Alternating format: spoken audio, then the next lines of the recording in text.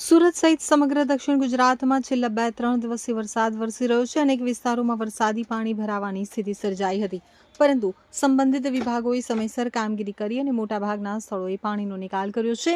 સુરત જિલ્લા કલેક્ટર તેજસ પરમારે જણાવ્યું હતું કે 2 થી 4 જુલાઈ દરમિયાન ભારેથી અતિભારે વરસાદની આગાહી કરવામાં આવી હતી અને હવે વરસાદની તીવ્રતામાં ધીમે ધીમે ઘટાડો થવાની શક્યતા છે.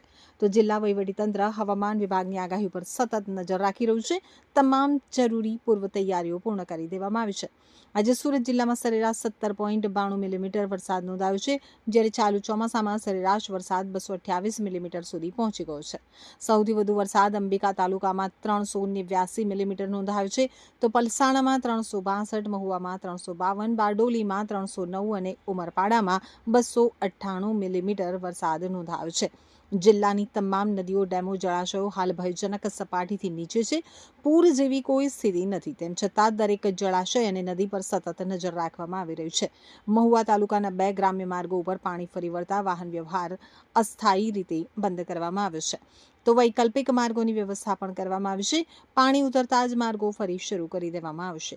જિલ્લામાં 24 કલાક એમરજન્સી ઓપરેશન સેન્ટર કાર્યરત છે. ઓલપાડ ખાતે એનડીઆરએફ અને માંગરોળ ખાતે એસડીઆરએફની ટીમ તૈનાત રાખવામાં આવી છે. ફાયર વિભાગો અને બચાવ દળોને પણ સંપૂર્ણ સજ્જ રાખવામાં આવ્યા છે. તો વહીવટી તંત્રે નાગરિકોને ભારે વરસાદ દરમિયાન બિનજરૂરી મુસાફરી ટાળવા, નદી, નાળા, કોઝવે અને પાણી ભરાયેલા રસ્તા ઉપર ન જવા તેમજ કોઈપણ એમરજન્સીમાં જિલ્લા કંટ્રોલ રૂમ અથવા સ્થાનિક તંત્રનો તાત્કાલિક સંપર્ક કરવા અપીલ કરી છે. સાથે જ અફવાઓથી દૂર રહી સત્તાવાર માહિતી ઉપર જ વિશ્વાસ રાખવા પણ. નમસ્કાર, હું તેજસ પરમાર, કલેક્ટર સુરત.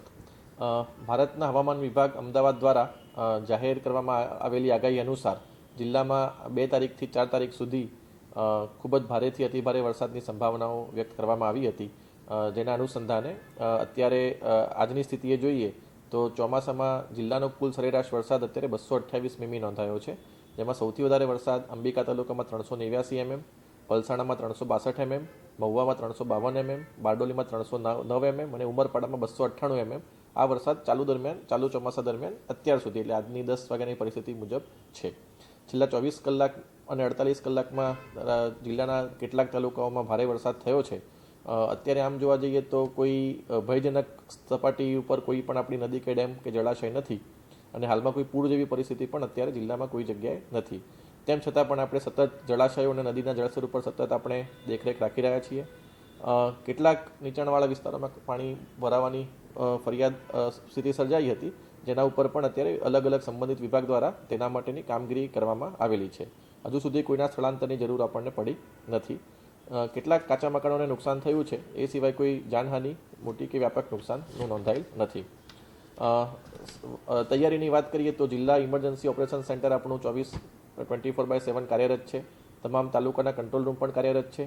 એ સિવાય સુરત મહાનગરપાલિકાનો ફાયર વિભાગ, કામરેજનું ERC સેન્ટર તેમજ તમામ નગરપાલિકાઓના ફાયર વિભાગ પણ બચાવ અને રાહતની કામગીરી માટે સંપૂર્ણ સુસજ્જ છે. તમામ લાઇન વિભાગ, RNB, વીજળી વિભાગ, સિંચાઈ તમામ સાથે અત્યારે સતત સંકલન રાખવામાં આવી રહ્યું છે અને જરૂરિયાત મુજબ જો જરૂર પડે તો તાત્કાલિક પ્રતિસાદ માટે અધિકારીઓની કોન્ટેક્ટ ડાયરેક્ટરી પણ તૈયાર રાખવામાં આવેલ છે.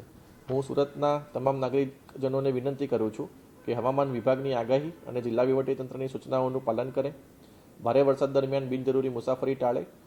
નદી, નાળા, કોઝવે અને પાણી ભરાયેલા માર્ગો પાર કરવાનો પ્રયત્ન ન કરે અને અફવાઓથી ખાસ કરીને દૂર રહે અને સત્તાવાર માહિતી પર જ વિશ્વાસ રાખે. અને કોઈ પણ ઇમરજન્સી કે મુશ્કેલી હોય તો જિલ્લા કંટ્રોલ રૂમ અથવા સ્થાનિક તંત્રનો તાત્કાલિક સંપર્ક કરે.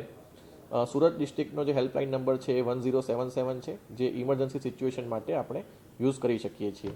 એટલે અત્યારે હાલ ભારે વરસાદ અલગ અલગ તાલુકામાં નોંધાયેલો છે, પરંતુ અત્યારે કોઈ ભયજનક અત્યારે કોઈ પરિસ્થિતિ નથી અને વહીવટીતંત્ર તૈયાર છે અને કંઈ પણ પ્રકારની મુશ્કેલી આવે તો અમારું સમગ્ર તંત્ર મદદ કરવા માટે તૈયાર છે. જય હિન્દ.